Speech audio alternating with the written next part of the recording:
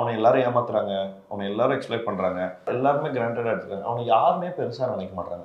அவன் மேல எல்லாரும் அவன்கிட்ட கேட்கறதே வந்து ஒரு சின்ன பிரெட் கிரம் தான். அவன் கேட்கறதே என் மேல யாராவது ஒரு சின்ன அவங்களுக்காக என்ன எக்ஸ்டென்ட் வேணா போவான்.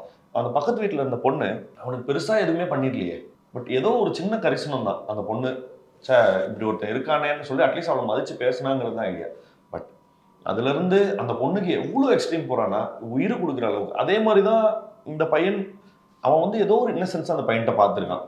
இவனோட பாஸ்ட் வெர்ஷனை நானும் இப்படிதான் வந்தேன், என்னை இப்படி ஒரு கூட்டம் வந்து என்னை இப்படி மோசமா மாத்திருச்சு, என் வாழ்க்கையை என்கிட்ட இருந்து பறிச்சிருச்சு, இப்போ இவன் அடுத்ததும் ரெடியா நான் வயசாயிருச்சுனால என்ன ஒதுக்குறாங்க, அடுத்து இன்னொருத்தனை சேர்க்குறாங்கன்றது புரிஞ்சுது.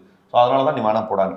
ஸோ அந்த கதிரவனுடைய மனசு இருக்குல்ல, அவன் வந்து ரொம்ப பெருசா எனக்கு எது கொடுங்கலாம் கேட்கல. இந்த லைஃப் எப்படி பர்பஸ்ஃபுல்லா ஆக்குறதுன்னா, அட்லீஸ்ட் இந்த 2 பேருக்கு ஏதாவது நல்லது பண்றதுனால நான் பிறந்து வளர்ந்து ஏதாவது ஒரு புண்ணிய அதான் ஒரு பர்பஸ் இருக்கும் அப்படிங்கிறதுக்காக தேடுற ஒருத்தனுடைய கேரக்டர் தான் பார்க்குறேன்.